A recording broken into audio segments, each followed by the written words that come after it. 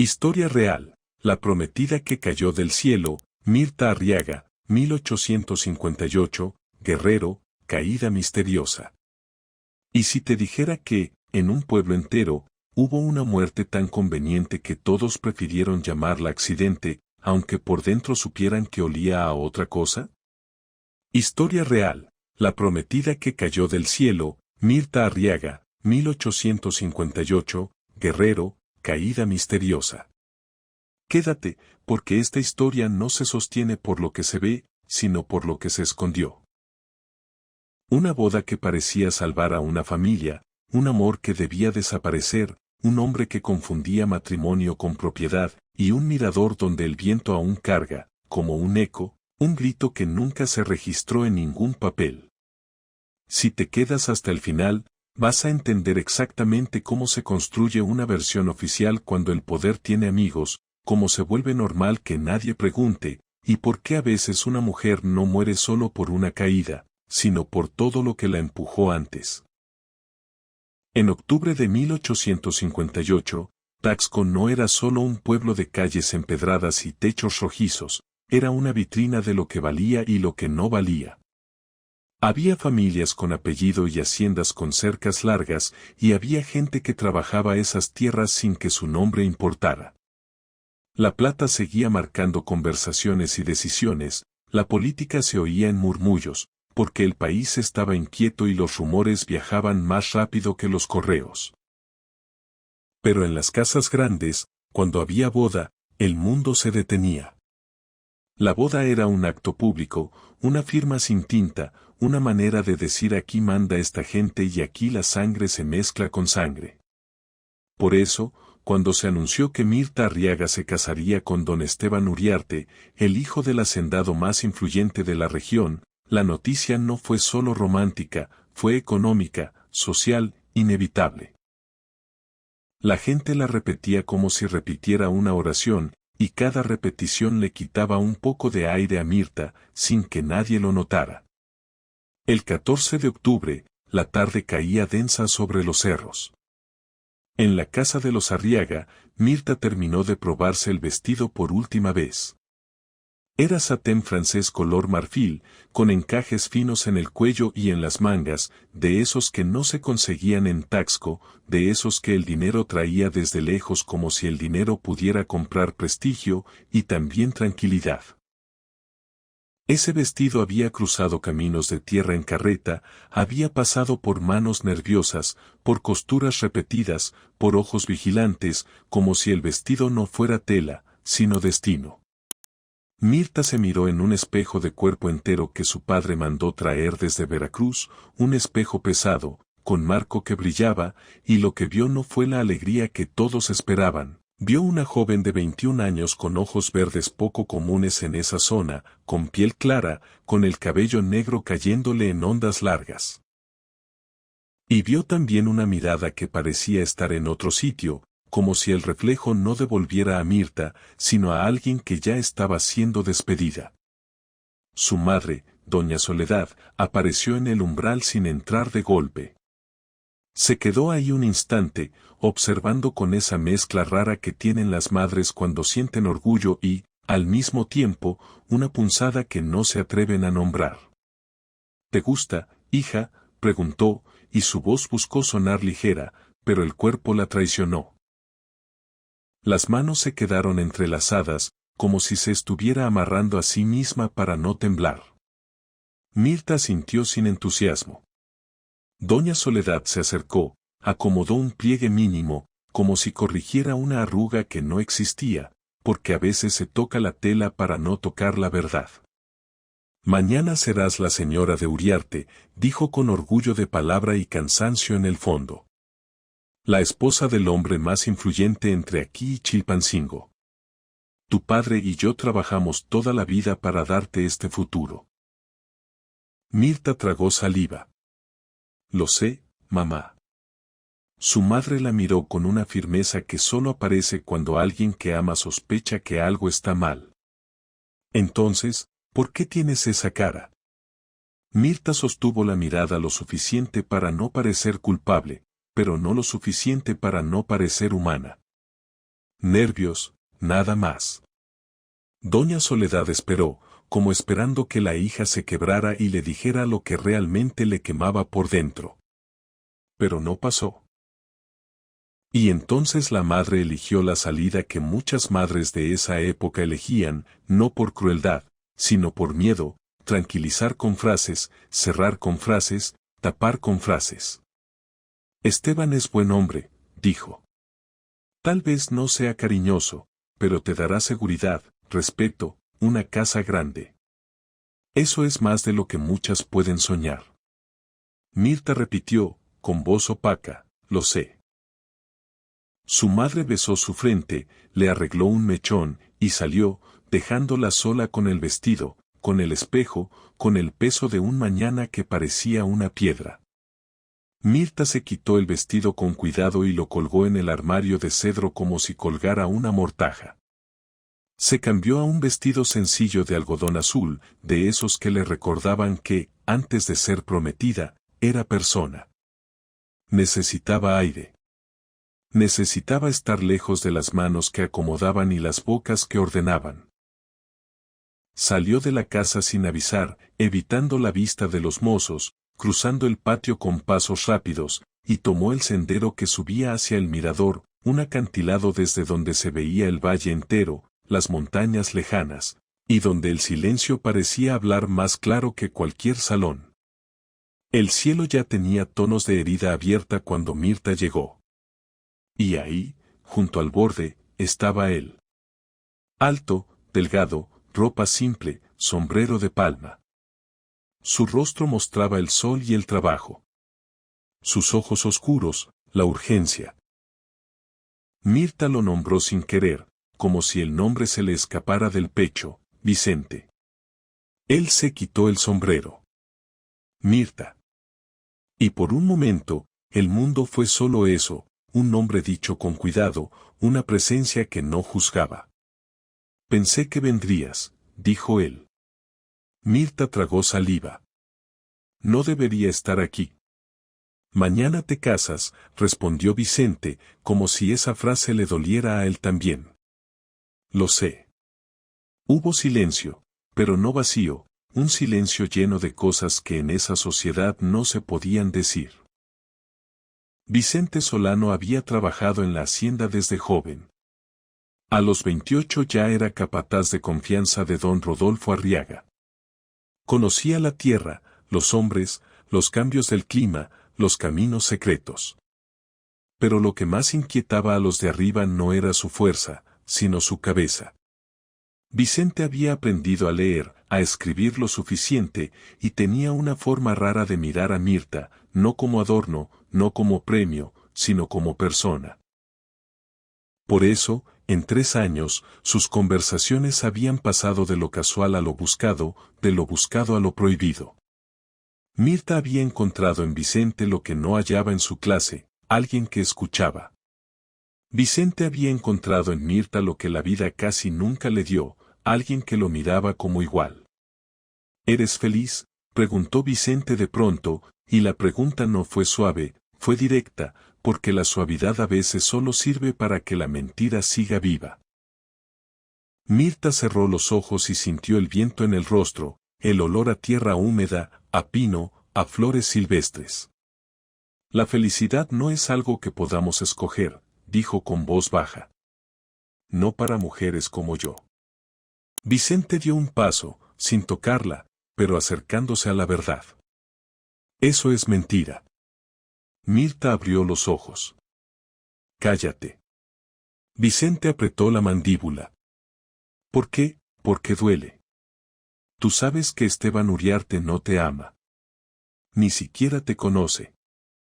Para él eres un acuerdo, una adquisición. Mirta lo miró con rabia y tristeza mezcladas. ¿Y tú qué soy para ti, Vicente? La frase salió dura, como defensa. ¿De verdad crees que podríamos vivir juntos? Soy hija de hacendado. Tú eres capataz. Nos destruirían. Mi familia me repudiaría. A ti te correrían o te harían algo peor. ¿Para qué? ¿Para vivir escondidos, perseguidos, pobres?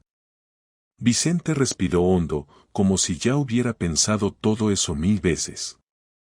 Podríamos irnos, dijo con urgencia. A Veracruz, a donde sea. He ahorrado algo. No es mucho, pero es un comienzo. Tú podrías enseñar a leer, podrías escribir. Sé que puedes. Yo trabajaría en lo que fuera. No te ofrezco un palacio. Te ofrezco aire. Mirta sintió, en ese instante, lo peligroso que era imaginar. Se vio despertando sin vigilancia, caminando con otro nombre, leyendo sin pedir permiso, riéndose sin miedo. Pero la realidad cayó como una puerta cerrándose. No puedo, dijo, y la voz se le quebró un poco. No puedo hacerle eso a mi familia. Esta boda asegura el futuro de mis hermanos. Mi padre ha dado todo. Vicente la miró con un dolor silencioso. Y tú vas a pagar todo. Mirta apretó los labios, como si con eso pudiera contener el temblor del cuerpo. Vicente se acercó un poco más, lo suficiente para hablar como se hablan dos personas que saben que se están despidiendo. Entonces dime una cosa, ¿lo amas? Mirta sintió un golpe en el pecho. Vicente añadió, con una calma que daba miedo. Si lo amas, me voy sin decir nada más. Pero si dices que sí por deber, estás enterrando tu vida viva. Mirta se estremeció. No digas eso. Vicente la miró de frente, como si no pudiera mentirse a sí mismo. Te amo, Mirta. Te amo desde que te vi leyendo bajo el nogal como si el mundo no pudiera tocarte. Te amo de una manera que me quita el sueño, que me vuelve mejor y me vuelve peor. Y si mañana dices que sí por amor, lo acepto. Pero si dices que sí por miedo, estás matando tu vida. Mirta, con la voz hecha hilo, confesó, yo también te amo. Se tapó la boca un segundo, como si acabara de cometer un pecado público aunque estuviera sola. Dios me perdone, te amo. Vicente se acercó, pero no la tomó como dueño, la tomó como quien protege algo frágil. Mirta continuó, casi suplicando que él la entendiera, y por eso no puedo irme contigo. Porque si huyo, todo el peso cae sobre ti y sobre mí. Y un día terminaríamos odiándonos por lo que perdimos. No quiero odiarte. Vicente bajó la cabeza, besó la mano de Mirta con una ternura que dolía. Entonces esta es nuestra despedida. Mirta sintió. Se quedaron ahí unos segundos, mientras el sol terminaba de hundirse y el cielo se volvía de un rojo oscuro. Vicente se apartó. Sé feliz, o al menos no te pierdas por completo. Y se fue, bajando el sendero sin mirar atrás, porque mirar atrás le habría roto lo que le quedaba. Mirta se quedó sola, y por primera vez ese acantilado no le pareció un lugar bonito, sino un lugar peligroso, no por la caída, sino por la idea de caer. Se quedó mirando el vacío, sintiendo un vacío parecido adentro. Entonces oyó pasos detrás de ella. Se volvió con el corazón acelerado. No era un peón. No era un mozo. Era Esteban Uriarte. Esteban era de esos hombres que podían caminar por la sierra con traje europeo y aún así sentirse en su sitio, porque su sitio no era la tierra, era el poder. 32 años, bigote recortado, cabello con brillantina, guantes de cuero. Correcto, cortés, y por eso mismo inquietante, porque la cortesía, en algunos hombres, no es bondad, es control. ¿Qué haces aquí?, preguntó Mirta limpiándose el rostro como pudo. Tu madre dijo que saliste a caminar. Se hace tarde. Este camino es peligroso. Mirta tragó saliva. Necesitaba aire. Esteban extendió el brazo para que ella lo tomara y bajaron juntos. Por momentos, Esteban parecía educado. Por momentos, parecía un hombre cumpliendo un guión. A medio camino, Esteban se detuvo y soltó la frase como quien deja caer una piedra: hoy vi a Vicente Solano. Mirta sintió que el corazón le golpeaba las costillas. Vicente trabaja aquí. Esteban no sonrió. Lo vi salir. Y cuando pregunté, supe que tú subiste al mirador. Mirta apretó los labios. ¿Qué insinúas? Esteban sostuvo la mirada. No insinúo. Pregunto. Tengo derecho a saber si hay algo que pueda complicar el matrimonio. La palabra complicar sonó limpia, pero la intención era sucia, era advertencia. Mirta se soltó del brazo. ¿Me acusas? Esteban respiró despacio. Pregunto. Mirta contestó con la rabia contenida de años: hemos conversado. Nada más. Esteban soltó una risa breve, seca. Una señorita como tú, amiga de un capataz. Mirta, sin pensarlo, dijo lo que Esteban no quería oír: es más honorable que muchos hombres con apellido. Esteban apretó la mandíbula. Entiendo. Dio un paso hacia ella. Mañana serás mi esposa. Y cuando eso pase, quiero que ese hombre desaparezca de tu vida. Mirta sintió frío. No depende de ti. Esteban alzó la barbilla: depende más de mí de lo que crees. Esta alianza sostiene acuerdos. Tu padre hará lo que sea por no perderla. Mirta se quedó sin aire. Esteban remató, sin alzar la voz: no tolero riesgos. Y siguió caminando, como si el asunto estuviera resuelto. Esa noche, Mirta regresó a la casa con una sonrisa falsa. Saludó a su madre, a sus hermanas, respondió con monosílabos. Subió a su cuarto y se sentó en la cama mirando el techo. No lloró. No porque no doliera, sino porque cuando duele demasiado, a veces el cuerpo decide quedarse seco para poder seguir. Afuera, la casa seguía sonando a boda: risas, platos, pasos, preparativos. Adentro, Mirta sentía que la boda era un entierro elegante. El 15 de octubre amaneció con un cielo despejado, como si el mundo quisiera burlarse. Mirta se despertó antes de que la casa se moviera. Se quedó mirando por la ventana hacia los cerros, escuchando el canto de los pájaros y el rumor del arroyo. Recordó los últimos 3 años con Vicente: como un saludo se volvió conversación, como una conversación se volvió refugio, como un refugio se volvió amor. Recordó el día que él recitó versos de Sor Juana como si llevara ese fuego guardado en el pecho. Recordó cómo él la miraba sin miedo. Luego oyó el golpe en la puerta. Mirta, ya es hora. Entraron su hermana Catalina, las sirvientas con agua caliente, su madre con sonrisa brillante. Hoy es el gran día, dijo doña Soledad, y la frase sonó como si fuera de otra vida. Mirta fue bañada, perfumada, peinada. Le colocaron perlas de familia. Le ajustaron el vestido. Le aplicaron polvos para aclarar la piel, carmín leve en los labios.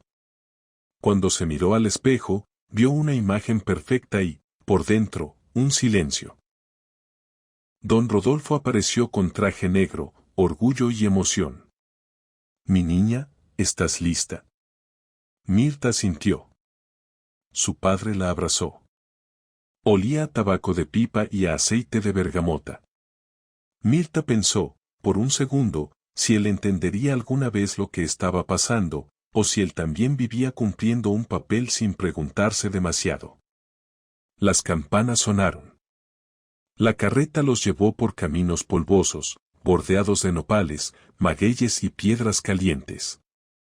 Mirta miró hacia el mirador una última vez, como si buscara una señal. No la hubo. La iglesia de San Sebastián estaba llena. Más de 200 invitados. Incienso y flores frescas. El órgano sonó. Esteban Uriarte esperaba al frente, impecable. Cuando vio a Mirta, sonrió sin calidez. Mirta caminó por el pasillo como si caminara fuera de su propio cuerpo. Llegó al altar. El padre Ignacio habló de unión y de Dios.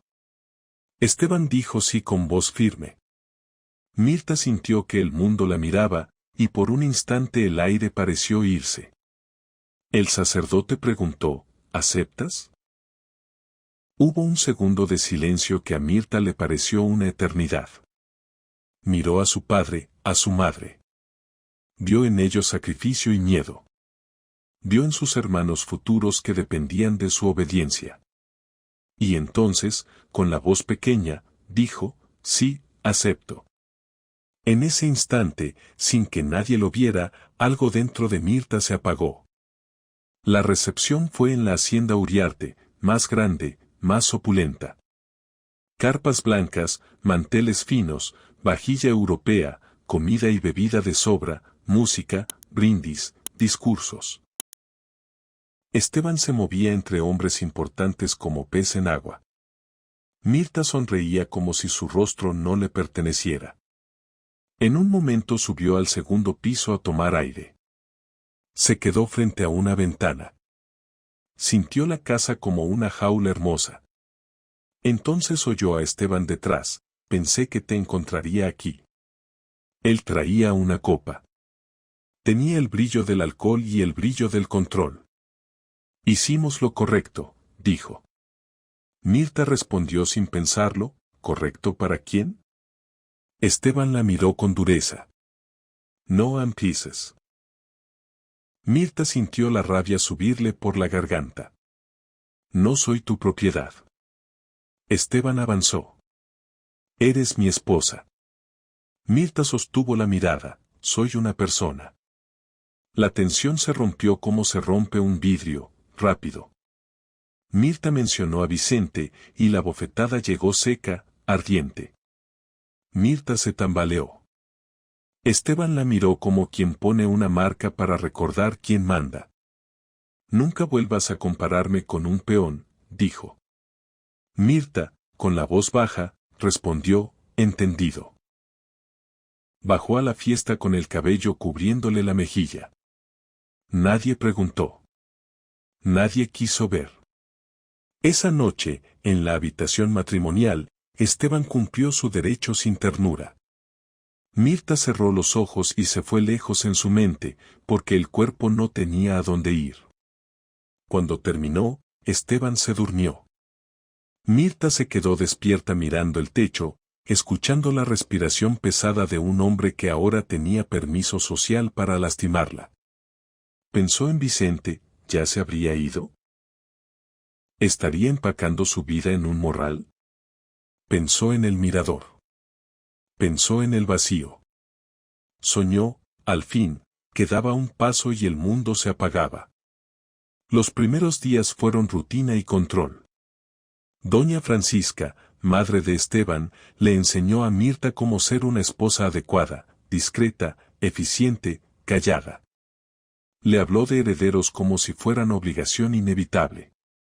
Vio el moretón y no dijo nada, pero su silencio sonó a aprobación.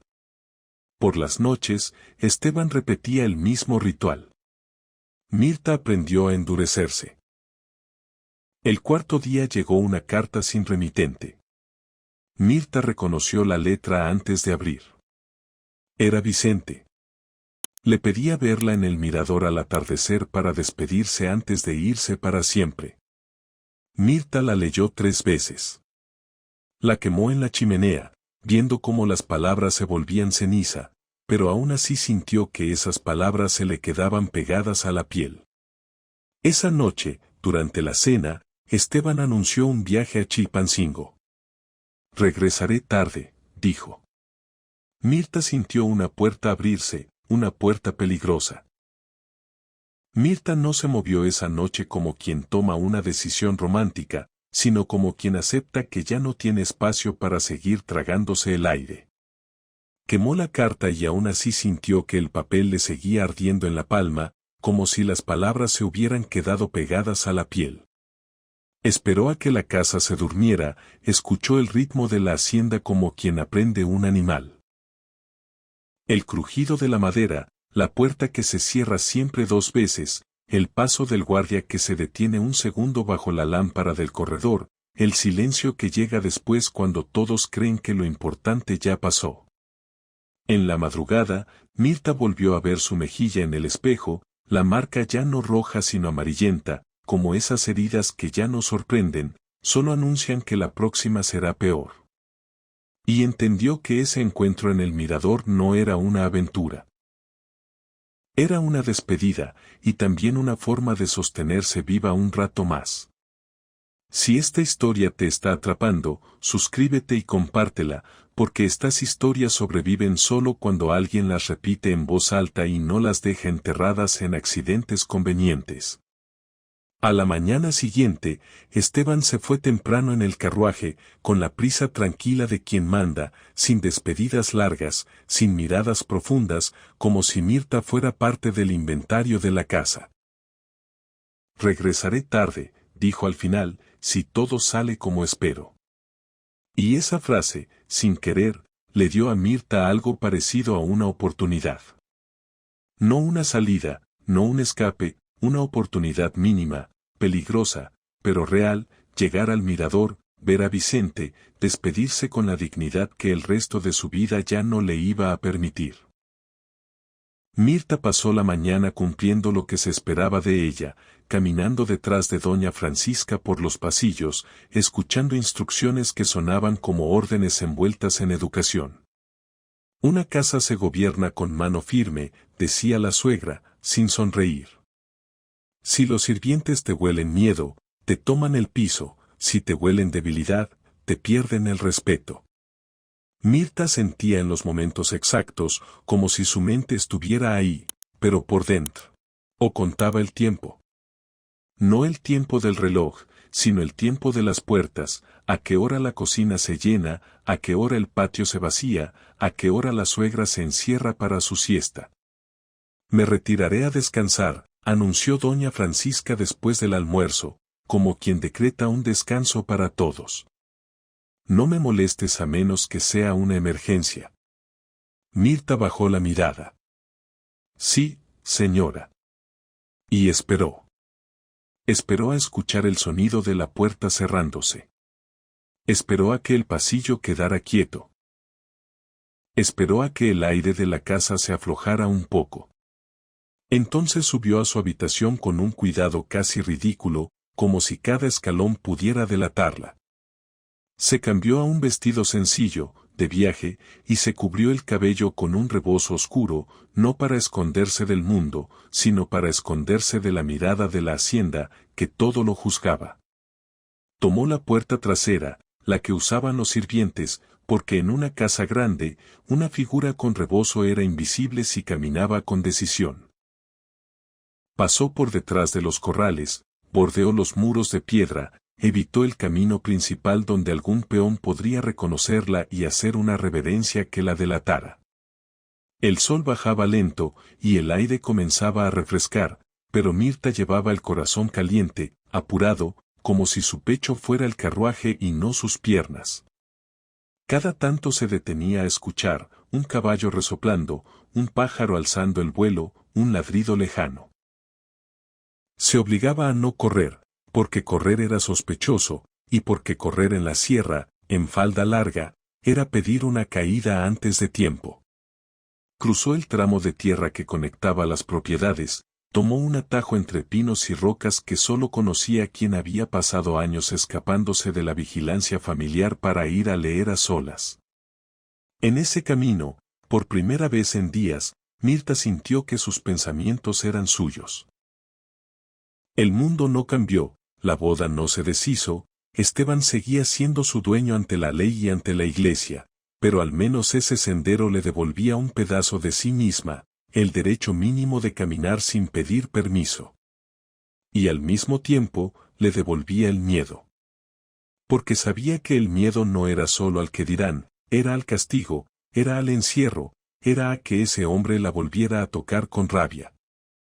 También era a otra cosa más simple y más brutal, a no regresar. A que algo saliera mal y esa tarde se convirtiera en la última. Cuando empezó la subida final hacia el mirador, Mirta sintió el aire más frío, el olor a resina, el viento golpeándole el rebozo contra la espalda como si la empujara hacia arriba. Y allí, junto al borde, estaba Vicente, como si lo hubiera dejado la tarde anterior y lo hubiera encontrado en el mismo lugar, pero no era el mismo Vicente. Tenía el rostro más delgado, la barba crecida de pocos días, una tensión en los hombros que no se le había visto antes. A su lado, en el suelo, había un morral y un sombrero viejo, señales claras de partida. Cuando la vio, el hombre que parecía hecho de tierra se quedó inmóvil un instante, como si temiera que ella fuera un truco de la mente. «Viniste», dijo al fin, y la voz le salió ronca. Mirta se acercó despacio. «No debería, pero no podía dejarte ir sin verte». Vicente dio un paso y, sin pedir permiso, la abrazó con una fuerza limpia, de esas que no lastiman, de esas que sostienen. Mirta apoyó la frente en el pecho de él y sintió el latido como una prueba de realidad. «Me voy mañana al alba», murmuró Vicente. «Me dijeron que en Veracruz hay trabajo, que uno puede perderse entre tanta gente. Si no, seguiré al norte. Lo que sea. Pero aquí ya no puedo quedarme». Mirta se apartó lo suficiente para mirarlo a los ojos. Le temblaba la boca, pero la voz le salió clara: «Esto es culpa mía». Vicente negó de inmediato. «No. No digas eso. Esto es culpa de un mundo que decidió quién puede amar y quién no. Tú no pediste nacer con apellido. Yo no pedí nacer sin él». Mirta tragó saliva. «Me golpeó», soltó, como quien arroja una piedra a un lago y espera el ruido. Vicente se quedó sin color. «¿Qué?». Mirta bajó el rostro un segundo, avergonzada de su propia vergüenza, y levantó el cabello para mostrar la marca. Vicente apretó los dientes. Ese hombre, la rabia le subió como fuego. «Tienes que salir de ahí. Vente conmigo hoy. Esta noche. Nos vamos». Mirta cerró los ojos. Por un instante, la idea volvió a aparecer como una puerta abierta. Y por un instante también apareció la imagen de su padre, de su madre, de sus hermanos pequeños, de la ruina social cayéndoles encima como un derrumbe. «No puedo», dijo, y él no sonó distinto, no como el no cobarde, sino como el no de quien está atada. Vicente la sostuvo por los hombros. «Eso no es vida, Mirta». Ella lo miró y la voz le salió más firme: «Es la vida que me tocó y la vida que ellos necesitan. Si yo huyo, ellos pagan el precio. Y tú también. Y un día, aunque no quiera, te culparía. Yo no quiero convertirte en mi cárcel». Vicente respiró hondo, luchando con una realidad que no obedecía a la lógica del amor. «Entonces prométeme algo», dijo. Mirta tragó saliva. «¿Qué?». Vicente habló despacio, como si cada palabra fuera un clavo. «Prométeme que no vas a dejar que te destruyan. Prométeme que, si un día se abre una puerta, te vas a salvar. No por mí. Por ti». Mirta quiso responder, pero no sabía qué prometer cuando la ley misma estaba en contra de ella. Vicente la miró como si entendiera la imposibilidad, y entonces, con una suavidad desesperada, la besó. No fue un beso largo ni decorativo. Fue un beso de despedida, un beso que contenía lo que nunca podrían vivir: mañanas, hijos, tranquilidad, una casa pequeña con libros. Mirta sintió que el mundo se le rompía y al mismo tiempo se le ordenaba en un solo punto. Se separaron temblando. «Adiós», dijo Mirta, como si esa palabra le cortara la lengua. Vicente asintió. «Adiós». Mirta apretó el rebozo contra su pecho. «Nunca dejaré de amarte», susurró él, y Mirta sintió ganas de gritar, porque a veces el amor no salva, solo ilumina lo que duele. Vicente dio media vuelta hacia el sendero, pero no alcanzó a bajar ni 10 pasos cuando una voz cortó el aire desde atrás, una voz fría, reconocible. ¡Qué escena tan conmovedora! Mirta se congeló. Se volteó lentamente. Esteban estaba ahí, a unos metros, con el rostro duro y los ojos encendidos. No traía la calma de la mañana. Traía otra cosa, furia contenida y certeza. En una mano sostenía un látigo de montar, de esos que en el campo no significan solo herramienta, significan amenaza. Mi reunión terminó temprano, dijo Esteban, como si explicara un cambio en el clima. Volví y no estabas. Pregunté. Un sirviente te vio salir. Y yo no soy un hombre tonto, Mirta. La forma en que dijo su nombre sonó como una cuerda apretándose. Mirta intentó hablar. Esteban, puedo. Esteban alzó el látigo apenas, no para pegar aún, sino para recordar quién tenía el derecho de usarlo. ¿Explicar que mi esposa se escapó para besar a un peón? Vicente, que se había quedado inmóvil, dio un paso hacia ellos, no con violencia, sino con esa valentía amarga de quien ya no tiene nada que perder. No la llames tu esposa como si fuera tu cosa, dijo Vicente. Esteban soltó una risa breve, venenosa. Mira nada más. El capataz con opiniones. Mirta vio el borde del acantilado a un costado y sintió el vértigo, no por la altura, sino por la certeza de que la situación se había cerrado como una trampa. Esteban habló sin gritar, y eso lo volvió más peligroso. Tú, lárgate. Y si vuelves a poner un pie en esta región, te juro que no habrá camino donde esconderte. Vicente apretó los puños.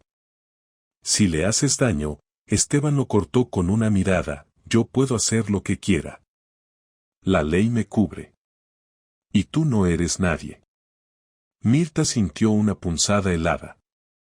Esa frase no era una amenaza, era una descripción de su mundo. Esteban avanzó hacia Mirta. Ella retrocedió instintivamente y cada paso atrás la acercó al borde. El viento levantó el rebozo. Mirta vio, de reojo, la caída oscura hacia el arroyo rocoso, ese vacío que antes había sido paisaje y ahora era posibilidad. Vas a pagar esto, murmuró Esteban. Te advertí. Te lo dije. Pero eres necia. Mirta sintió que algo dentro de ella se encendía, no como esperanza, sino como dignidad. No soy necia, dijo, con la voz temblorosa pero firme. Soy una persona. Esteban apretó la mandíbula. Eres mi esposa. Mirta levantó la mirada. Soy tu esposa en un papel. En la iglesia. En las bocas de la gente. Pero no soy tu propiedad. Esteban dio un paso más, el látigo chasqueó contra el aire sin tocarla, y el sonido hizo eco en el barranco como una advertencia antigua. Mirta respiró hondo. Me golpeaste. Me mandaste encerrar. Despediste a Vicente como si tuvieras derecho a decidir quién existe en mi vida. Y todavía te llamas a ti mismo un hombre honorable. Esteban se acercó aún más, y en su rostro se veía el orgullo herido, lo único que realmente lo gobernaba. Puedo aplastarte, dijo. Nadie va a defenderte. Mirta lo miró con una calma que no sabía que tenía.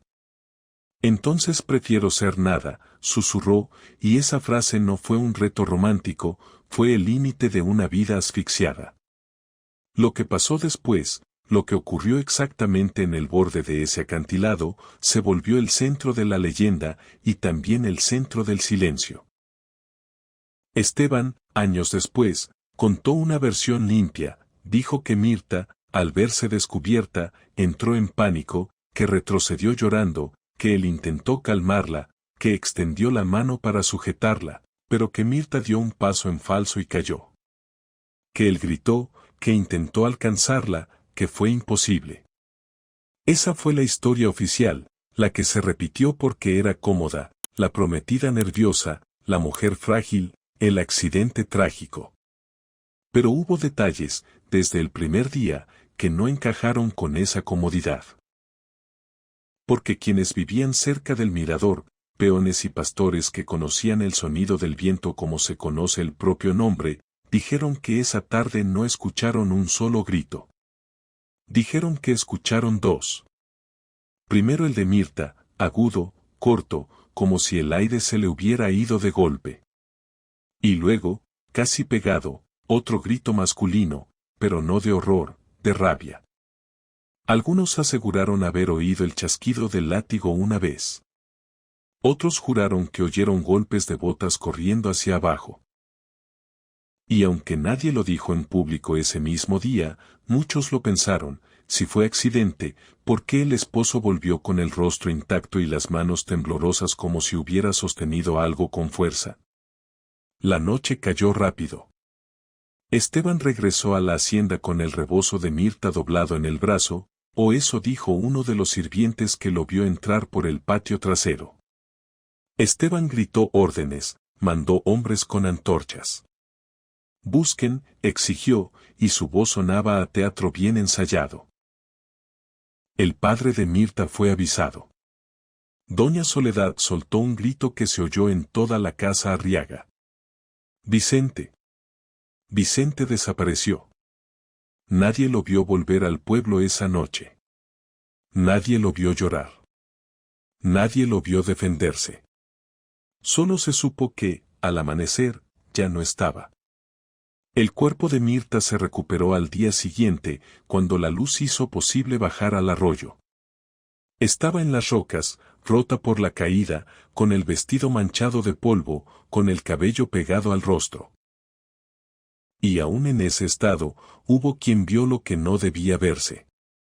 El médico que la revisó, un hombre acostumbrado a firmar papeles sin meterse en problemas, encontró moretones en los brazos, marcas oscuras como dedos apretando con fuerza. En la espalda, bajo la tela, había líneas que algunos describieron como marcas de látigo. Esteban dijo que era producto del golpe contra ramas y piedras al caer, que un cuerpo en caída se maltrata de mil maneras. El alcalde, don Arnulfo Cortés, amigo cercano de los Uriarte, asintió como si ya tuviera el dictamen escrito antes de escuchar. Muerte accidental. Caso cerrado. Y así, en menos de una semana, el pueblo recibió su historia empaquetada, la prometida cayó del cielo, como si el cielo la hubiera soltado por capricho y no por mano humana. El funeral se realizó en la misma iglesia donde Mirta se había casado. La ironía dolía, pero nadie la decía en voz alta. El padre Ignacio habló de la brevedad de la vida, del misterio de Dios, de cómo a veces el Señor llama a los más puros temprano. Esteban asistió vestido de negro, con el gesto correcto, con la distancia correcta. Varias mujeres lo miraron con lástima. Pobre, qué tragedia, decían, porque era más fácil sentir lástima por un hombre poderoso que sospecharlo capaz de horror. Mirta fue enterrada bajo una lápida sencilla con un nombre que ya no era suyo, Mirta Arriaga de Uriarte. La sociedad le quitó hasta el apellido original, como si en la muerte también tuviera que pertenecerle a alguien. Doña Soledad se quedó con un dolor seco que no encontraba salida. Don Rodolfo envejeció en meses. Y Taxco siguió funcionando como si nada, porque así funcionan los lugares donde el poder manda, el pan se hornea, los caballos se alimentan, la gente trabaja, y una mujer muerta se convierte en rumor. Esteban guardó luto el tiempo justo para que la gente lo considerara decente. Luego, un año después, se casó con otra joven, más joven que Mirta, más tímida, más obediente, elegida no por amor sino por conveniencia y docilidad. Esa segunda esposa le dio hijos, y nadie preguntó demasiado. Nadie quiso saber si a ella también la golpeaba. Nadie quiso mirar, porque mirar era meterse con un apellido que podía hundirte. Don Rodolfo, el padre de Mirta, murió 2 años después, y hubo quien dijo corazón roto, como si el corazón pudiera romperse solo por tristeza y no también por culpa. Porque en el fondo, aunque nunca lo admitió, él supo que había entregado a su hija a un hombre que la veía como propiedad. Y cargar con esa idea, sin poder deshacerla, mata lento. Sin embargo, hubo uno que no dejó que la historia se quedara quieta. 5 años después de la muerte de Mirta, cuando muchos ya hablaban del caso como una tragedia antigua, apareció un hombre en Taxco con el rostro curtido, el cuerpo más delgado y los ojos llenos de una tristeza que parecía vieja incluso en un hombre relativamente joven. Se registró en una posada bajo un nombre falso, Vicente Morales. Pero la gente que había trabajado cerca de los Arriaga lo reconoció de inmediato. Era Vicente Solano. Había vuelto, no como fantasma, sino como herida caminando. No llegó gritando ni señalando. Llegó preguntando. Preguntas simples, peligrosas. ¿Quién vio a Esteban esa noche? ¿Qué dijo exactamente el médico? ¿Quién bajó a recuperar el cuerpo? ¿Qué escucharon los peones que estaban cerca del mirador? Vicente caminó por cantinas, por corrales, por patios de casas pobres, dejando que el mezcal aflojara lenguas. Escuchó cosas que no estaban en el acta municipal. Un sirviente le confesó, bajito, que Esteban regresó a la hacienda con la ropa manchada. Otro recordó haber oído amenazas en el mirador, no súplicas. El médico, después de algunos tragos, admitió que los moretones de Mirta no parecían de caída, parecían de sujeción. Vicente recopiló esos pedazos como quien arma un vaso roto sabiendo que nunca quedará igual, pero que al menos se verá la forma. Con todo eso, Vicente fue a la oficina del alcalde. No entró como un peón suplicando, entró como un hombre que exigía. Reabra el caso, dijo, con una voz que le temblaba no de miedo, sino de cansancio. Don Arnulfo Cortés lo escuchó con paciencia fingida, como se escucha a alguien que ya se decidió ignorar. Cuando Vicente terminó, el alcalde respiró hondo, se acomodó el chaleco y tocó una campanilla. Este hombre está acosando a una familia respetable con acusaciones sin fundamento, dijo en voz alta, para que lo oyera el pasillo. Sáquenlo de la ciudad y asegúrense de que no regrese. 2 policías lo tomaron por los brazos. Vicente no se resistió.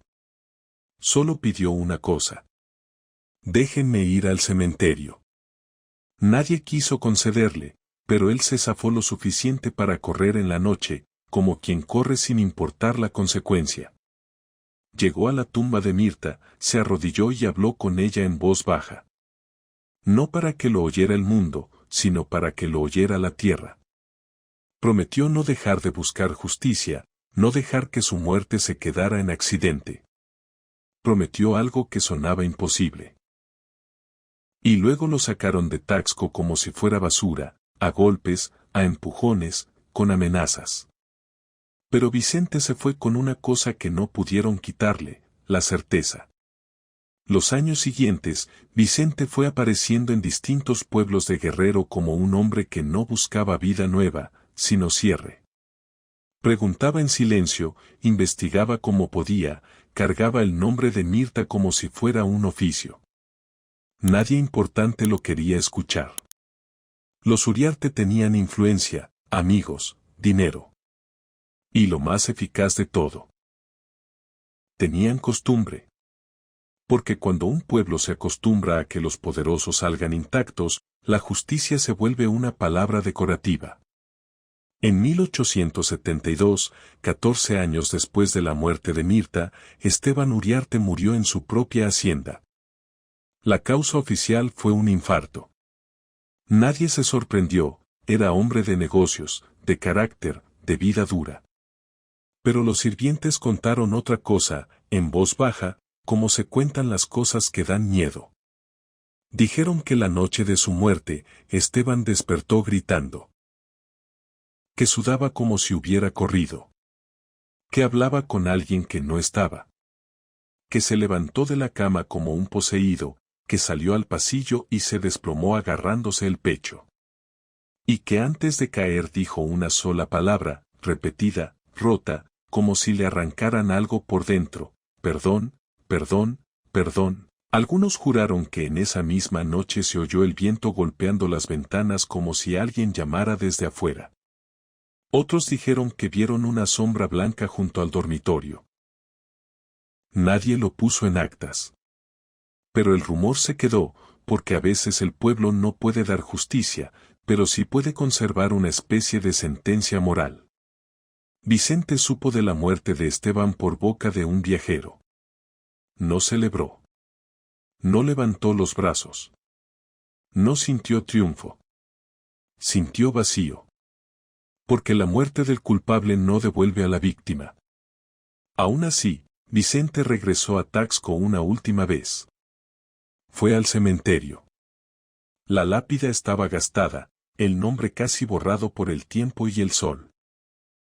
Vicente se arrodilló, limpió la piedra con las manos, como si al limpiar el musgo pudiera limpiar también la historia.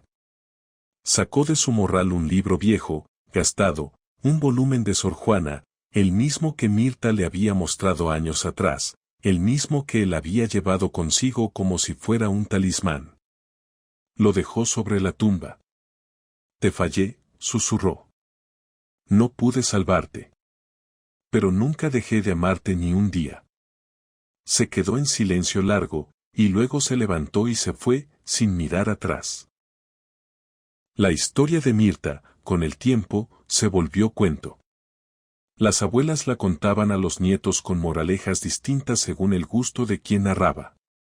Unas decían que era advertencia contra el amor prohibido. Otras, contra la soberbia masculina. Otras, contra la desobediencia femenina, como si la culpa fuera de Mirta por haber sentido algo. Pero la verdad pesada, quedó enterrada bajo la palabra accidente. Y sin embargo, la verdad tiene una cosa. No siempre vuelve como juicio, a veces vuelve como memoria. Décadas después, en 1958, una maestra de escuela, nieta de un joven que había conocido a Vicente en sus últimos años, encontró una carta salvada del fuego. Una carta dirigida a Mirta que nunca se envió. Esa carta no decía te extraño como poesía barata, decía te recuerdo como una deuda. La maestra, curiosa y terca, empezó a buscar. Revisó archivos municipales amarillentos, registros de boda, certificados de defunción, notas viejas. Habló con descendientes que aún guardaban frases dichas a medias por abuelos ya muertos. Con paciencia, armó una versión que no era cómoda. Mirta no cayó, Mirta fue empujada. Publicó un artículo en un periódico regional con un título que encendió discusiones: La verdad sobre Mirta Arriaga, un asesinato olvidado en Guerrero. Hubo enojo, amenazas, acusaciones. De escándalo, porque en México siempre ha sido más fácil llamar escandalosa a la verdad que señalar al poder. Pero también hubo algo más, mujeres que leyeron y sintieron que por fin alguien nombraba lo que tantas vivieron sin poder decirlo. La historia de Mirta, por primera vez, dejó de ser solo chisme y empezó a ser espejo. Y así llegamos a lo último, a lo que duele porque es sencillo. Mirta no murió solo por una caída. Mirta murió por un mundo donde una mujer inteligente debía ser domesticada, donde un hombre podía golpear y aún así ser respetado, donde una familia prefería perder a una hija antes que perder una alianza. Murió por un sistema que decía honor mientras escondía violencia detrás de puertas bonitas. Y aunque nadie le dio justicia en vida, la memoria, cuando se mantiene, es una forma de resistencia. Por eso, si esta historia te dejó algo en el pecho, comparte este relato. No para hacer ruido, sino para que el silencio no siga ganando. Con el paso del tiempo, la hacienda Uriarte se fue desmoronando, no por castigo divino sino por lo mismo que destruye tantas fortunas, malas decisiones, herederos irresponsables, el desgaste de lo que parecía eterno. La casa principal quedó abandonada. Se volvió ruina. Y en esas ruinas, trabajadores juraron haber visto una figura femenina en vestido claro caminando al atardecer, siempre en dirección al norte, hacia el mirador. El mirador mismo se volvió sitio evitado por superstición. Decían que al caer el sol se oían voces, una mujer llorando, un hombre amenazando, un silencio final. Y aunque no se pueda probar, lo importante es lo que revela. Incluso cuando una sociedad intenta tapar algo, el lugar se queda con la memoria como si la piedra tuviera oído. En 2008, en el aniversario simbólico de aquel octubre, un pequeño grupo colocó una placa sencilla cerca del mirador. No era un monumento grande. No era un acto de gobierno. Era apenas una forma de decir, aquí pasó algo y no vamos a fingir que fue nada. La placa tenía un nombre. Y a veces, decir el nombre es el primer acto de justicia. Y ahora, antes de cerrar, quédate con esto, cuando alguien te diga fue un accidente demasiado rápido, cuando un caso se cierre con prisa, cuando la versión oficial suene perfecta, pregúntate quién gana con esa perfección. Porque muchas tragedias no sobreviven por falta de evidencia, sobreviven por exceso de conveniencia. Y si algo nos deja Mirta Arriaga, es esta enseñanza dura pero clara, el silencio protege al poderoso, y la memoria protege a quien ya no puede hablar. Y justo aquí es donde el tiempo hace algo cruel, cuando ya nadie quiere hablar, cuando los apellidos se sienten a salvo, aparece una persona que no vivió el escándalo, pero sí heredó la incomodidad. Porque la historia de Mirta no se quedó quieta, solo se quedó callada, y el silencio, en pueblos como Taxco, nunca es vacío, es una orden. La maestra que encontró aquella carta salvada del fuego no era una mujer famosa ni poderosa. Era alguien con manos de tiza, suelas gastadas y un hábito que en esa época todavía se consideraba peligroso en una mujer, hacer preguntas sin pedir permiso. La carta no era un te amo de novela. Era un registro de existencia, una prueba de que Vicente no había inventado a Mirta en su cabeza, de que la vida de ella había tenido un centro real, un vínculo que no cabía en el acta municipal.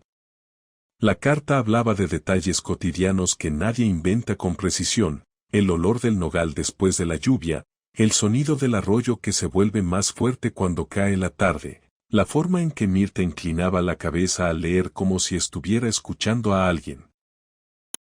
La maestra leyó y sintió una mezcla de vergüenza y rabia, no por Vicente, sino por el pueblo entero. Porque si alguien pudo escribir así, con esa constancia, durante años, era porque había un dolor que no se resolvió. Y un dolor que no se resuelve suele ser porque alguien lo enterró antes de tiempo. Ella empezó por lo único que podía empezar una mujer sin influencias, los papeles viejos. El archivo municipal olía a humedad y a madera guardada demasiado tiempo. Había legajos amarrados con cordel, hojas amarillentas con tinta corrida, registros de nacimientos y defunciones donde los nombres se repetían como si el pueblo fuera una familia inmensa y cerrada. Preguntó por el acta de defunción de Mirta Arriaga. El empleado la miró con fastidio, no porque fuera una solicitud extraña, sino porque era una solicitud que molestaba. ¿Para qué quiere eso, maestra?, le dijeron. Y ella, sin inventar excusas elegantes, respondió con la verdad simple. Porque quiero entender. Le sacaron el documento como quien saca una piedra caliente. El diagnóstico era breve, cómodo, definitivo, accidente por caída. Sin descripción detallada de lesiones, sin notas extensas del médico, sin la clase de precisión que se suele usar cuando el muerto es un hombre de apellido fuerte.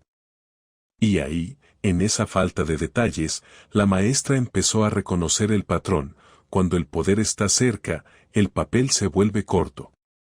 Luego pidió revisar el registro matrimonial.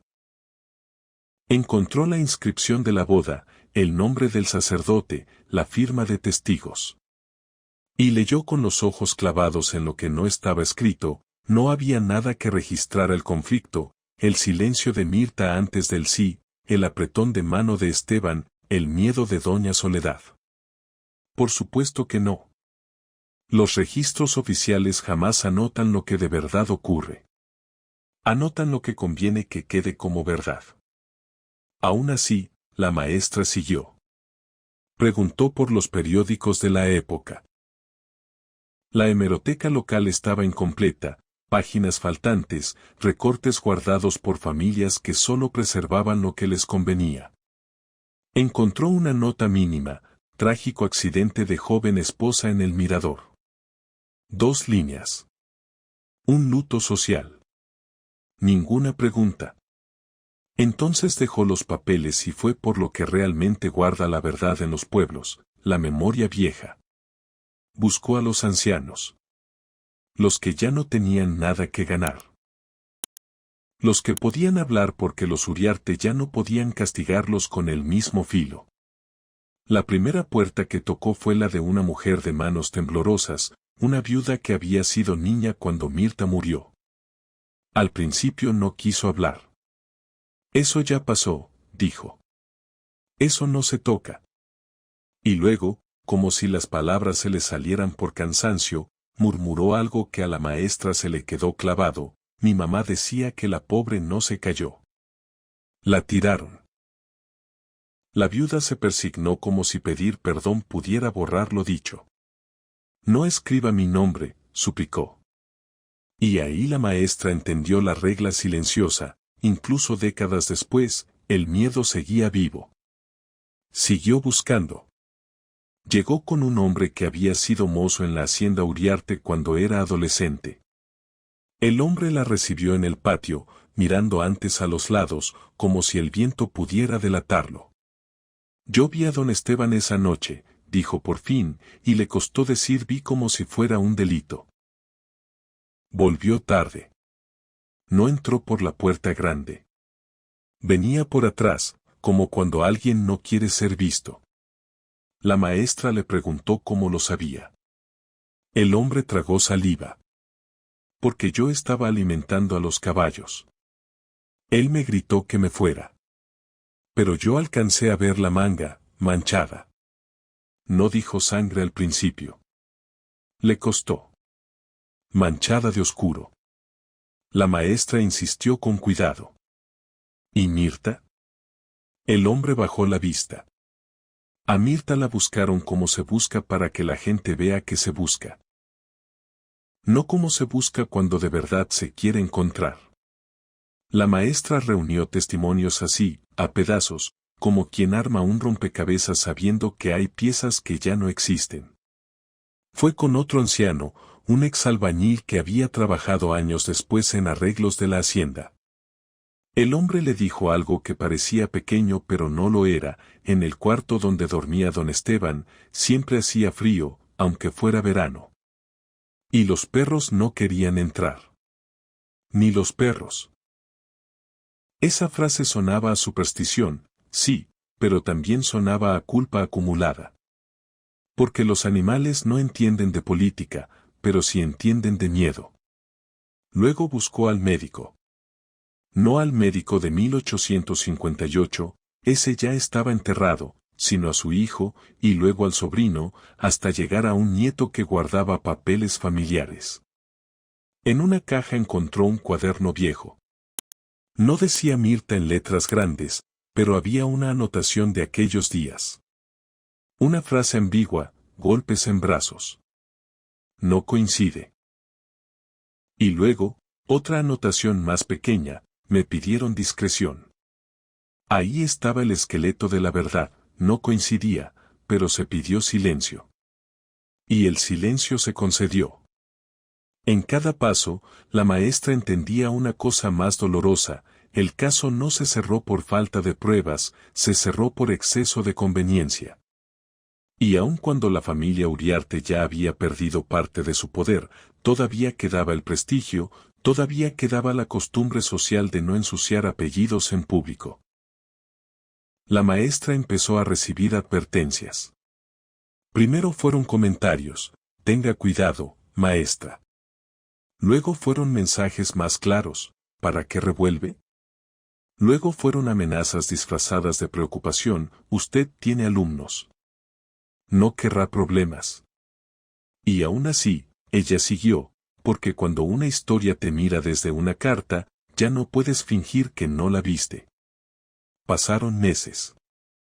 La maestra redactó su artículo con una prudencia quirúrgica: no insultó, no exageró, no inventó. Puso lo que tenía, lo que podía sostener.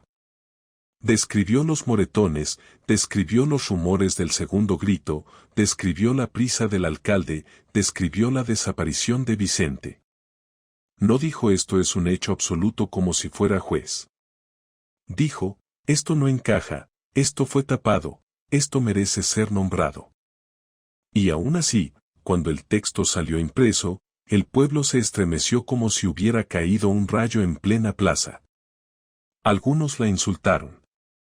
Otros la llamaron escandalosa. La iglesia local la criticó por revivir dolores. Los descendientes de los Uriarte mandaron recados con tono elegante y amenaza escondida. Y, sin embargo, la maestra notó algo que cambió el aire: mujeres jóvenes empezaron a acercarse en secreto a decirle gracias. No por Mirta solamente, sino porque todas entendieron lo que había debajo, que lo que le pasó a Mirta no era una rareza, era un ejemplo visible de algo repetido. Si esta parte te está pareciendo importante, comparte el video. No por morbo, sino porque estas historias solo hacen algo útil cuando se escuchan completas y sin maquillaje. Y si estás escuchando hasta aquí, quédate, porque todavía falta lo más incómodo, lo que el pueblo hizo después, y lo que el pueblo no quiso hacer.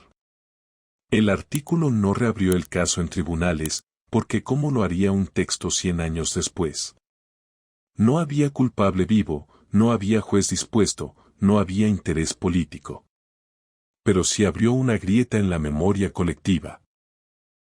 Una grieta que obligó a la gente a mirarse. En las semanas siguientes, la maestra recibió cartas anónimas. Algunas eran insultos.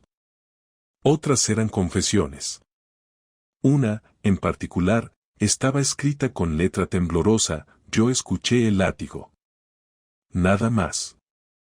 Esa frase y un punto. La maestra guardó esa carta como si fuera una reliquia, no porque fuera evidencia legal, sino porque era evidencia humana. Alguien había cargado con esa frase por décadas y por fin la soltó. Los viejos, los que habían vivido cerca de 1858, empezaron a contar versiones distintas a sus nietos. Ya no decían se cayó. Decían dicen que, y ese dicen que era el inicio de la verdad. Algunas abuelas comenzaron a repetir el nombre Mirta sin apellido, como una forma de regresarle algo propio. Y otras, más duras, decían, que te sirva, mija, para que veas cómo son los hombres. Y aunque esa frase cargaba su propio veneno, porque reducía el mundo a fatalismo, también mostraba que la historia ya no era una estampita romántica, era advertencia. En el Mirador, poco a poco, empezó un ritual sencillo que nadie planeó oficialmente. Gente que no se conocía entre sí subía en octubre y dejaba una flor blanca. No había misa, no había discurso, no había foto. Era solo una flor, y a veces una vela. Algunos decían que era superstición, para que la ánima descanse. Otros, más honestos, decían que era para recordarse a sí mismos que el silencio tiene costo. En ciertos años, apareció sobre la roca un libro viejo, abierto en un poema de Sor Juana. Nadie supo quién lo dejaba. Unos juraron que era un maestro. Otros que era una mujer joven. Otros que era un loco. Pero el libro aparecía, y el gesto era claro: Mirta no era solo un cuerpo en una tumba, era una mente, una lectora, una mujer que pensaba y por eso estorbaba. La maestra, años después, viajó a Veracruz buscando rastros de Vicente. No encontró actas que dijeran aquí vivió Vicente Solano, porque la vida de un hombre sin apellido poderoso rara vez deja rastros oficiales. Pero encontró algo más valioso, gente que lo recordó. Un anciano en un pueblito costero le dijo, aquí hubo un maestro. No cobraba a los niños que no podían. Se sentaba con ellos bajo un árbol y les enseñaba a escribir su nombre como si eso fuera una forma de salvarlos. La maestra preguntó, y era triste. El anciano tardó en responder. No era triste como quien se queja. Era triste como quien se aguanta. Como quien no puede olvidar pero tampoco quiere pudrirse. Esa frase, para la maestra, terminó de cerrar el retrato de Vicente, no un héroe de novela, sino un hombre real que convirtió su dolor en servicio, porque era lo único que no le podían arrebatar. Con el tiempo, llegó el año 2008, y lo que había sido ritual silencioso se volvió gesto público, una placa. No grande, no lujosa, no con palabras rimbombantes. Solo el nombre y una línea que, para algunos, fue demasiado directa. Hubo quien se molestó, ¿para qué revivir? Y hubo quien respondió lo único que importa, porque si no lo decimos, se repite. La placa no cambió el pasado, pero cambió el modo de contarlo. Porque cuando un lugar nombra una tragedia, deja de pertenecer solo al rumor y empieza a pertenecer a la conciencia. Y aquí, antes de cerrar del todo, hay que decirlo con cuidado. No sabemos con precisión quirúrgica qué mano empujó, qué segundo exacto ocurrió el contacto, porque la verdad completa se fue con Mirta. Lo que sí sabemos, y esto es lo que sostiene toda la historia, es que el mundo alrededor de Mirta estaba diseñado para que, pasara lo que pasara, ella perdiera. Si obedecía, perdía su vida interior. Si desobedecía, perdía su lugar en la sociedad. Si hablaba, la castigaban. Si callaba, la consumían. Y cuando una estructura está diseñada así, la caída deja de ser misterio y se vuelve consecuencia. Quédate con esta enseñanza, porque es la única que sirve, cuando una mujer muere y el expediente se cierra rápido, cuando el poderoso sale limpio y el pobre desaparece, cuando la versión oficial suena demasiado perfecta, lo más peligroso no es el accidente, es el silencio.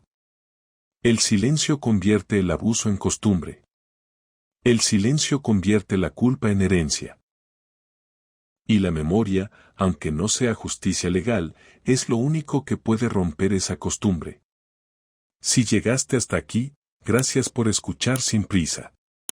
Si esta historia te movió algo, comparte el video con alguien que de verdad lo vaya a escuchar completo. Y si quieres más historias como esta, suscríbete. No porque ayudes al canal, sino porque cada suscripción, cada reproducción completa, es una manera de decir, no voy a mirar hacia otro lado. Porque mientras el nombre de Mirta se siga pronunciando, mientras alguien suba al mirador y deje una flor, mientras alguien lea un poema donde antes hubo golpe, Mirta no está enterrada del todo. Está en la memoria, y la memoria, cuando se cuida, es lo único que el poder no puede comprar. La placa de 2008 no apareció como un anuncio oficial con banda de música, ni como una ceremonia para la foto. Fue un gesto sobrio, casi incómodo, de esos que se sienten más como una disculpa tardía que como un homenaje. La colocaron una mañana de cielo limpio, cuando el viento apenas movía los pinos y el mirador seguía pareciendo el mismo de 1858, hermoso, quieto, peligroso. Hubo quien se detuvo a leer en silencio y se fue sin decir una palabra. Hubo quien soltó un por fin entre dientes, como si no quisiera que lo escuchara nadie. Y también hubo quien se enojó, no por lo que decía la placa, sino porque lo decía en voz alta, porque convertir el rumor en nombre escrito le quitaba a la gente una comodidad, la comodidad de fingir que nunca pasó.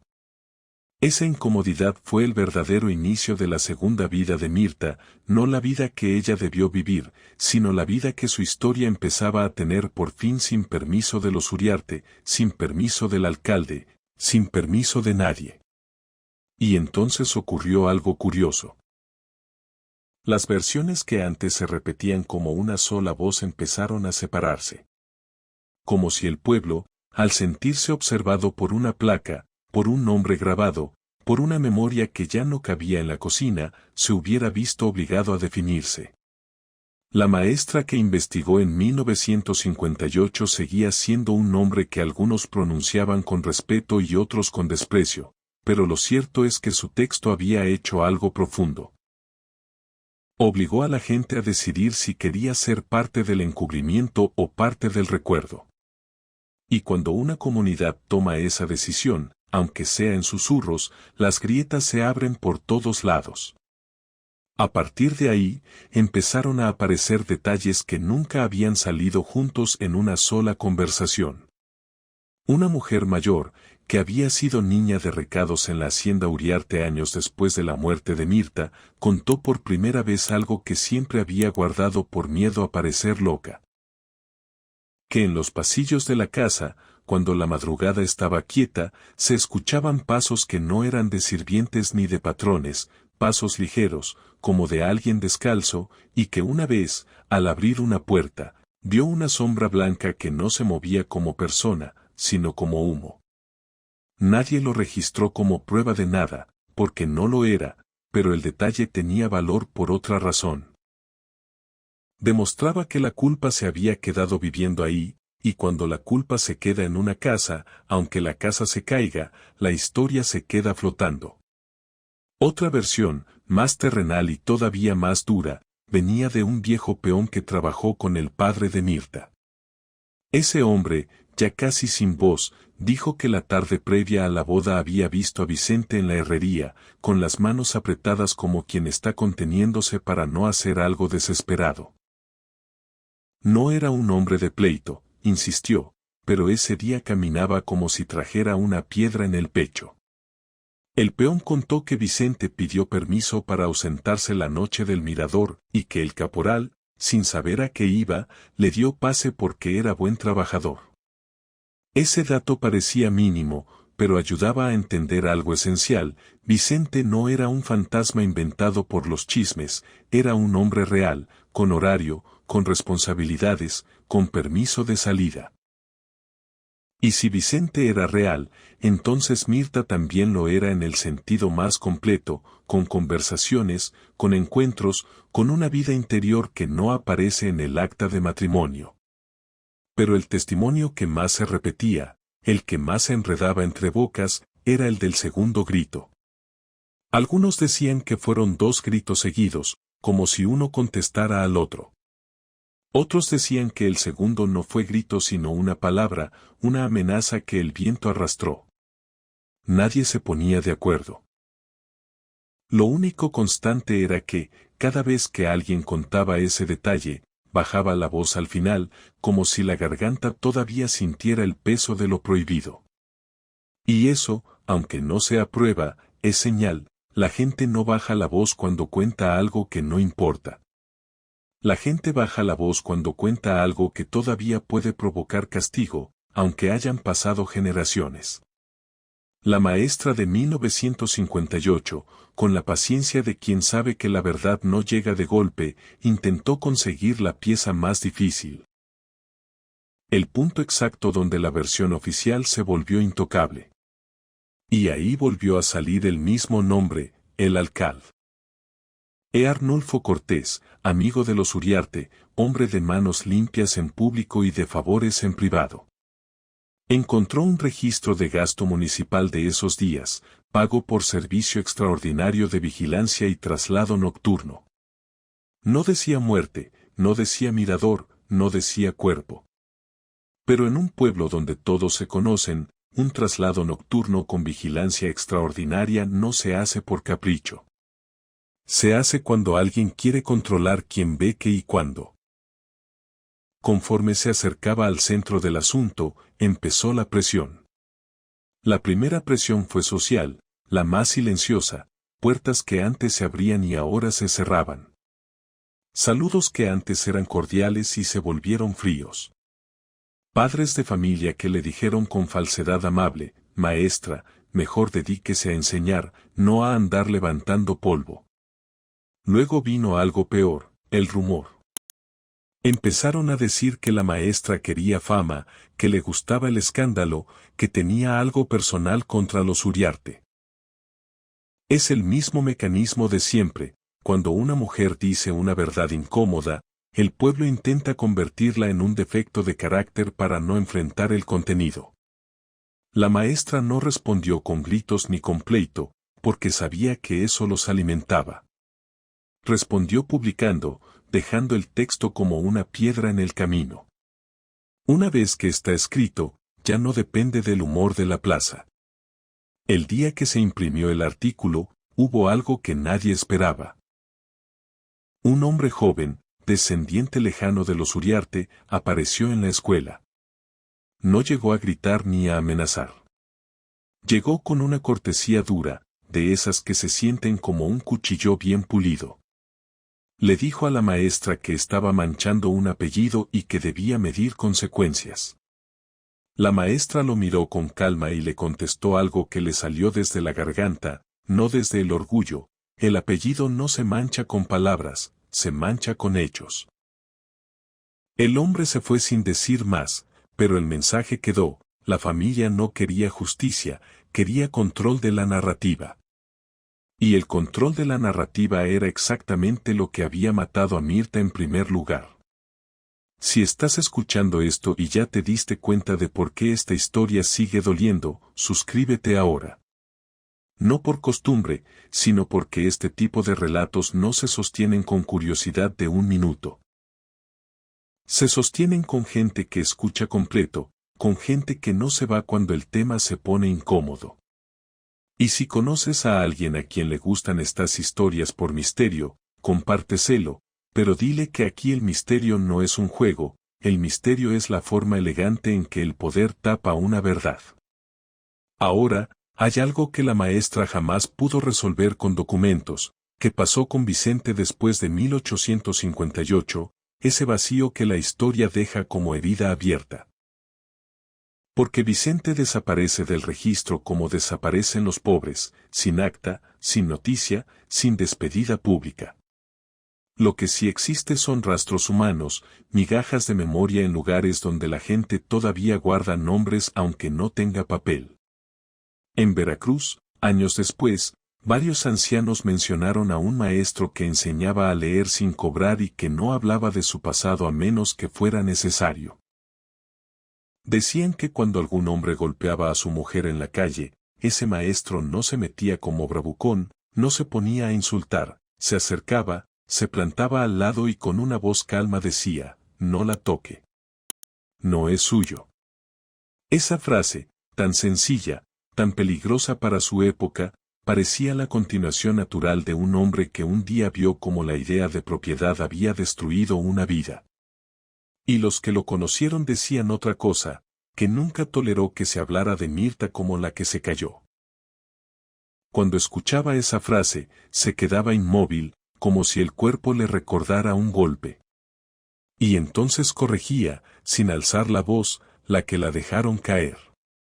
Pero la parte más dura, la que hace que esta historia se vuelva todavía más trágica, es que Vicente no pudo lograr justicia en vida. No porque no quisiera, sino porque el sistema estaba construido para que su palabra valiera menos que el silencio de un rico. Cuando intentó reabrir el caso, lo corrieron. Cuando intentó reunir testimonios, la gente se acobardó. Cuando intentó enfrentar a la autoridad, lo hicieron desaparecer de la conversación pública como se barre polvo bajo un tapete. Vicente se volvió un hombre que existía en los márgenes, el que pregunta, el que incomoda, el que no encaja en la versión bonita del pueblo. Y aún así, no se volvió un hombre violento. Ese es su contraste más fuerte. En un mundo que lo empujaba a romperse, eligió sostenerse enseñando a otros a leer, como si la lectura fuera la única forma de romper cadenas sin derramar sangre. Con Esteban, en cambio, ocurrió algo que el pueblo jamás supo narrar sin superstición, porque narrarlo como simple consecuencia moral era demasiado directo. La historia del fantasma en la habitación se volvió famosa, que una mujer de blanco aparecía al lado de la cama, que Esteban gritaba perdón, que corría, que caía. Los más religiosos decían que era castigo. Los más escépticos decían que era culpa. Y en realidad, ambas cosas pueden ser la misma cosa cuando el cerebro se pudre por dentro, la culpa se vuelve un fantasma que te acompaña aunque cierres la puerta. Lo único cierto es que, cuando Esteban murió, nadie lloró como se llora a un hombre bueno. Se lloró el protocolo, el respeto al apellido, el miedo a hablar mal de un muerto. Pero el luto real, el que sale del pecho, no apareció. Y eso lo notó el pueblo aunque no supiera nombrarlo. La hacienda Uriarte, con los años, se deshizo como se deshacen los imperios construidos sobre miedo. No cayó de golpe. Se fue debilitando. Herederos que gastaron más de lo que entendían. Negocios que salieron mal. Deudas. Vicios. La misma energía que había servido para controlar a otros, ahora se convertía en un vacío interno. Y cuando vendieron la propiedad, cuando los muros empezaron a agrietarse y el techo a venirse abajo, los trabajadores comenzaron a decir que en los pasillos se escuchaban susurros, pero no de odio, susurros de mujer, como si alguien por fin pudiera hablar sin que la callaran a golpes. Ahí, en esas ruinas, ocurrió un detalle que pocos creen pero muchos repiten, que un día apareció un libro de Sor Juana en una habitación derrumbada, intacto, como si alguien lo hubiera dejado esa mañana. Nadie supo de dónde vino. No era un milagro de iglesia ni un truco de feria. Era más bien un símbolo que la gente necesitaba para respirar, la idea de que Mirta, lectora, pensante, existía más allá del acta de defunción. Que su verdad no cabía en el dictamen de accidente. Que su vida fue más que el apellido de un hombre. Y entonces, poco a poco, la historia dejó de contarse como la prometida que cayó del cielo y empezó a contarse como lo que realmente era. La historia de una mujer que estuvo atrapada entre el deber y el miedo, y de un hombre que confundió matrimonio con dominio, en una sociedad que lo protegió. Cuando el enfoque cambia así, cambia también la pregunta. Ya no es qué pasó, sino por qué fue posible. Y esa pregunta, aunque duela, es la que hace que valga la pena escuchar todo el relato hasta el final. Porque, al final, el misterio más grande no es si Mirta se resbaló o si la empujaron. El misterio más grande es cómo un pueblo entero pudo ver señales, escuchar rumores, notar moretones, sentir incomodidad, y aún así escoger la versión más cómoda. Eso es lo que vuelve esta historia universal. No por el acantilado, no por el vestido, no por el poema, sino por el mecanismo que convierte la violencia en accidente, el control en matrimonio, la amenaza en tradición, la verdad en chisme. Y aquí viene lo que me gustaría que te lleves, sin discursos inflados, sin frases vacías, cuando una historia se cuenta durante generaciones y siempre termina favoreciendo al poderoso, casi nunca es porque esa sea la verdad.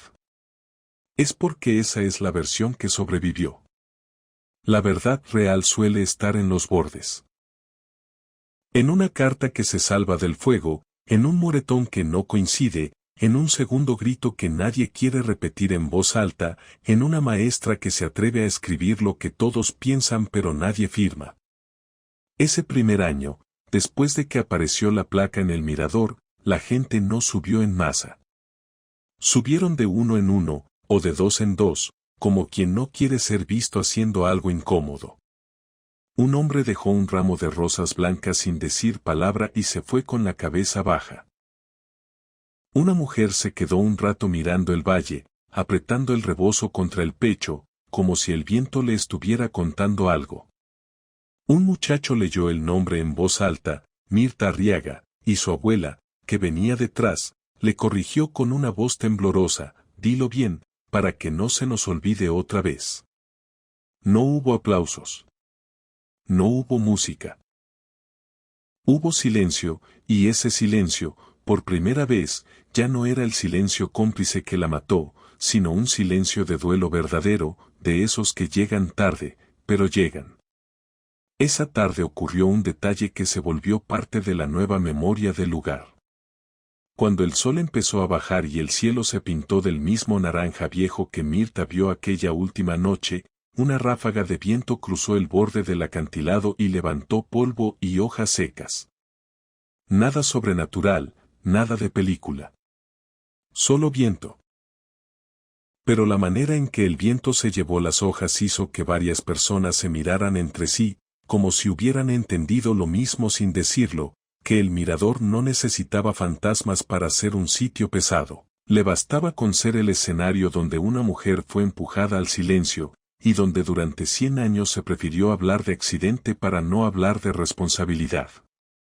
En los meses siguientes, el pueblo se dividió en algo que, hasta entonces, casi no existía, versiones públicas. Hubo quienes defendieron la memoria de Mirta con una convicción nueva, como si al fin se hubieran quitado una piedra del pecho. Y hubo quienes insistieron en que ya para qué remover, como si la verdad fuera una cosa que se ensucia con tocarla. Pero el problema con la verdad es que no se remueve, ya estaba ahí. Lo que se remueve es el tapete. La familia Uriarte, o lo que quedaba de ella, intentó reaccionar como siempre reaccionan los apellidos poderosos cuando sienten peligro. Primero con negación, luego con amenaza indirecta y finalmente con indiferencia fingida. Uno de los descendientes, ya en otra época, declaró en voz baja que eso fue hace mucho, no tiene sentido. Pero incluso esa frase lo traicionaba, porque si tenía sentido, si no lo tuviera, no le molestaría. La molestia es un reconocimiento involuntario de que un nombre escrito puede pesar más que 100 rumores, y que a veces una placa pequeña es más peligrosa que una denuncia formal, porque no se puede sobornar una placa, no se puede correr de la ciudad a un pedazo de metal que dice un nombre. El artículo de 1958, ese que la maestra publicó, también empezó a circular otra vez, fotocopiado, doblado, pasado de mano en mano como si fuera una carta prohibida. Y con cada copia reaparecieron también los viejos miedos, no lo andes enseñando, no lo comentes en la plaza, no lo digas frente a ciertos apellidos. Pero por primera vez había una diferencia, ya no era solo una mujer sola escribiendo contra todos. Ahora eran varias voces, pequeñas, dispersas, pero unidas por una intuición simple, que el silencio no protege a los inocentes, solo protege a los culpables. Ahí fue donde el pueblo empezó a comprender algo más profundo sobre Mirta, algo que va más allá del morbo y el misterio. Mirta no era únicamente la prometida que cayó. Mirta era una mujer que leyó, que pensó, que amó sin permiso, que intentó sostener a su familia sin perderse a sí misma, y que al final fue castigada no solo por un hombre, sino por un sistema entero que le daba la razón a él. Porque Esteban no dijo aquella frase por impulso, la dijo porque se la habían repetido de 1000 formas desde niño, la ley está de mi lado, la iglesia está de mi lado, la sociedad está de mi lado. Y lo peor es que, en 1858, era verdad. No una verdad moral, una verdad práctica. Con esa frase podía hacer casi lo que quisiera y salir limpio. Y por eso, cuando hoy la gente se para en el mirador, ya no va solo a llorar una tragedia. Va a enfrentar una pregunta incómoda. ¿Cuántas Mirtas hubo que no tuvieron placa, ni artículo, ni maestra, ni un Vicente que escribiera cartas, ni una tumba con flores? ¿Cuántas historias se convirtieron en accidente para que nadie tuviera que mirar de frente a un hombre con poder? Si te está atrapando esta historia y entiendes por qué no es solo un relato viejo, suscríbete ahora y comparte este video con alguien que disfrute historias largas, de las que no se van por la tangente y no te tratan como niño. Y dime en los comentarios desde donde lo estás escuchando y a qué hora. Me sirve para saber hasta dónde llegan estas historias y cuánta gente está dispuesta a quedarse cuando lo que se cuenta no es cómodo. Con los años, la tumba de Mirta en Taxco se convirtió en otro punto de encuentro, más silencioso todavía. No como un sitio turístico, sino como una especie de acuerdo tácito entre quienes sí entendieron. Siempre había flores. A veces eran rosas blancas, a veces bugambilias, a veces flores del campo, de esas que no se compran, se recogen. Y de vez en cuando, alguien encontraba un libro. No siempre el mismo, no siempre Sor Juana, pero casi siempre poesía.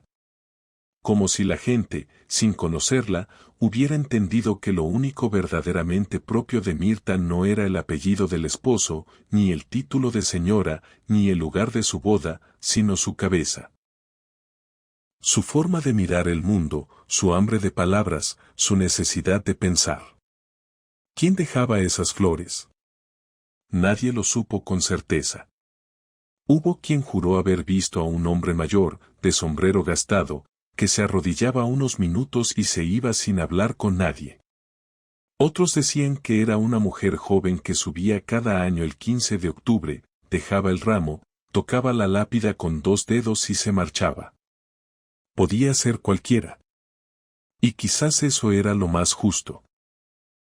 Que no fuera propiedad de una sola persona, sino memoria compartida. La historia de Vicente también terminó como terminan muchas vidas buenas, en silencio, sin monumentos.